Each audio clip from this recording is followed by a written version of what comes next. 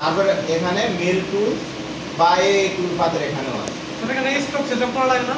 না, এখানে কোনো স্টক সেটআপ করা লাগে না, এটার ক্ষেত্রে কোনো স্টক। সে যে ক্লাম্পটাও করা যায় না, করা লাগে না। হ্যাঁ, ক্লাম্পটা আরেকদিন দেখায় দেবো। নরমালি আগে এটা দেখ, টুল পাত, সারফেস রাফ, এই ওকে। যে সামনে গিয়ে আসো, এই সামনে কি একটা ইয়ান নিয়ে আসো কাজটা মুসার কিছু তো।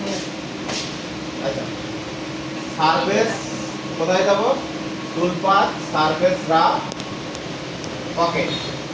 পকেটে গেলাম। এখন কি করব? আমরা নিচের সারফেসটা দেখাই দেবো। এই জায়গায় যদি আমার ক্লাম্প থাকে সেক্ষেত্রে ক্লাম্প দেখাই দেবো। সেটা দেখি তো ভাই কি বললেন। এটা দেখায় দেওয়ার কারণ হচ্ছে আমি একটা যে কোনো একটা জিনিস মানে দেখায় দিলাম যে এটা আমার নিচে কাটবে না, কাটবে হলো আমার উপরে কাটবে। যদি উপরে আমার ক্লাম থাকতো সেক্ষেত্রে আমরা ক্লাম দেখায় দিতাম। শুধু এটা শুধু ক্লামটা কাটতো না। হ্যাঁ, এটা হচ্ছে যেটা দেখায় দেবো ওটা কাটবে না, বাকি সব কাটবে। ওকে, এখন আমরা কন্টেইনমেন্ট দিয়ে বাউন্ডারিটা দেখাই দেবো। বাউন্ডারি আমার এই উপরেরটা না, এই যে এটা আমার বাউন্ডারিটা, তাই না? ওকে, পুরোটাই দেখাই দিই যে আমার এই উপরে এটা কাটবে। ওকে ওকে, এখন আমরা এই জায়গায় টুল সিলেকশন করতে হবে। আমাদের ওই জায়গায় টুল আছে কত?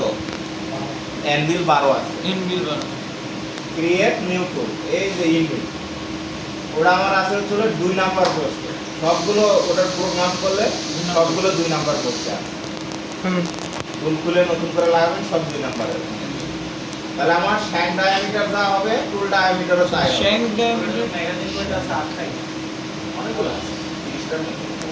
তো শ্যাঙ্ক শ্যাঙ্ক ডায়ামিটার হচ্ছে এই যে দেখেন, শ্যাঙ্ক ডায়ামিটার হচ্ছে যে এই ডায়ামিটারটা। তো আমার টুলের উপরেও যা থাকে নিচেও তাই থাকে। ওই কলের সাথে 20 এর